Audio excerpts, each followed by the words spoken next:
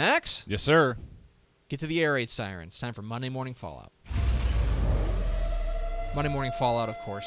We overreact to everything from the football weekend, and considering it's the first week of the playoffs and a full slate of college action, there is a lot to overreact to. That's true.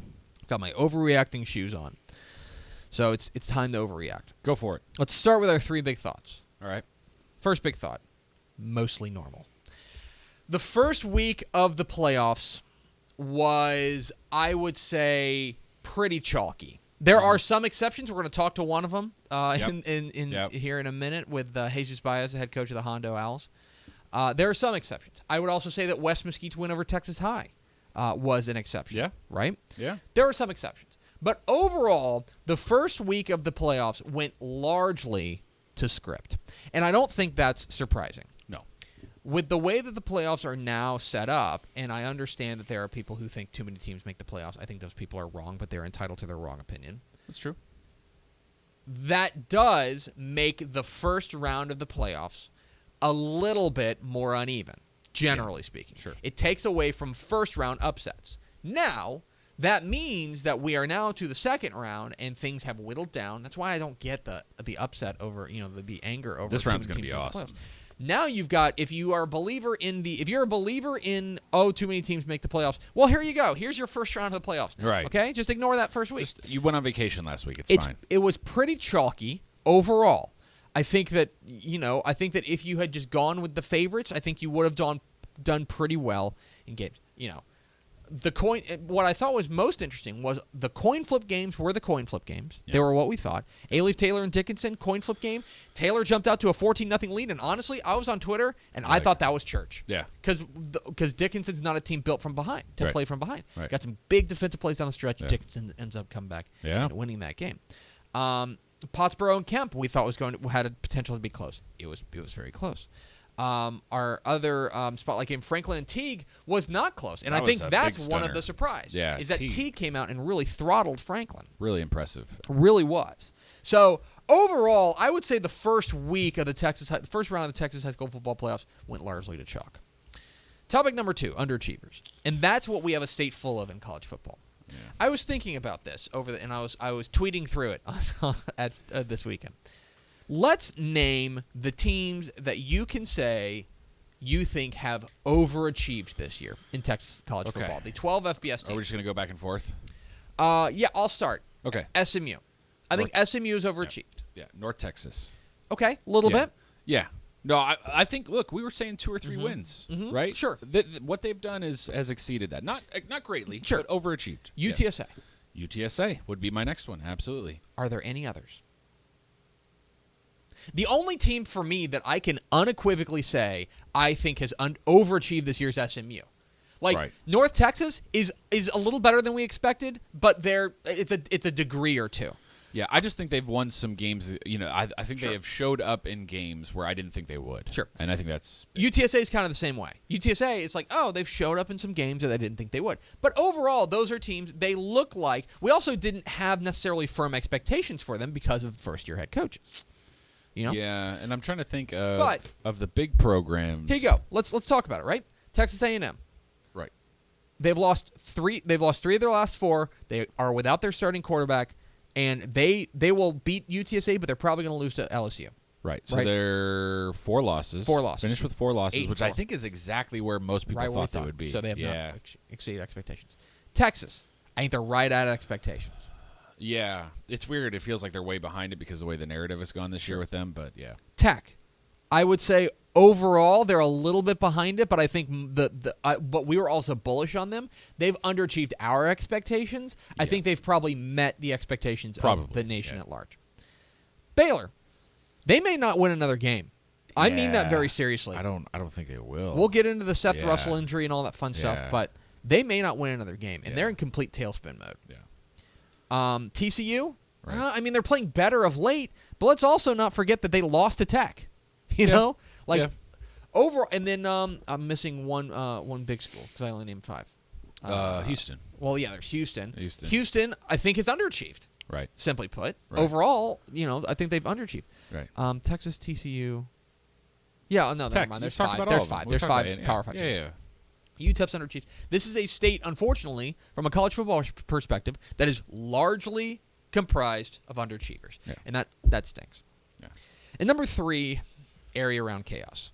So you were disenchanted by the first round of the Texas high school football playoffs. You shouldn't be, but you were because you have bad opinions, and that's fine. You have no complaints There's this so week. many good games. There are so many. many outrageous games. I was running through it because Matt Stepp was the one who was out there chasing all the game times and information, and he's passing it along to me. I'm updating the website, so I get to see all the games. Yeah. And it just struck me how many big ones there are. They're the big ones, DeSoto and South Lake Carroll. Okay, that's incredible. Right. Westlake and Judson. Yeah. Huge game. Yeah.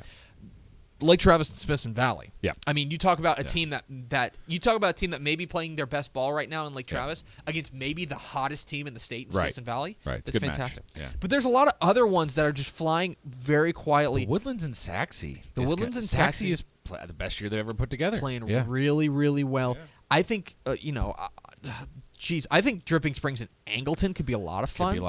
Could be interesting. Down in the 4A ranks, I think Levelland and Decatur could be fun. Yep. Van and Mineral Wells is a very low-key, awesome game. Yeah. Kilgore and Stafford. Yeah.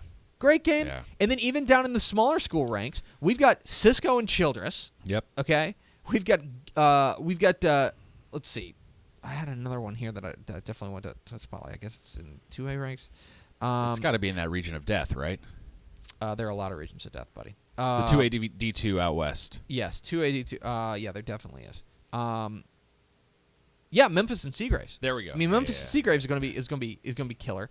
I think Albany and Electra is going to be fun. Yeah. I mean, there are so many huge area round matchups this week. We've cut the number in half. We're down from 704 teams down to 352 teams. We will cut it in half again this week in the area round.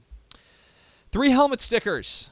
Let's give 1 helmet sticker to Silsbee running back Calvin Tyler. Back-to-back weeks, man. We've said it before. We'll say it again. This kid is just a machine. 369 yards and 3 touchdowns on the ground for Silsbee, albeit in a losing effort to Carthage. Still. But what a way to go out for Calvin Tyler. A close loss, too. Impressive win. Rice quarterback Tyler Stelling. Dude, Rice won. I know. A football game. It's weird.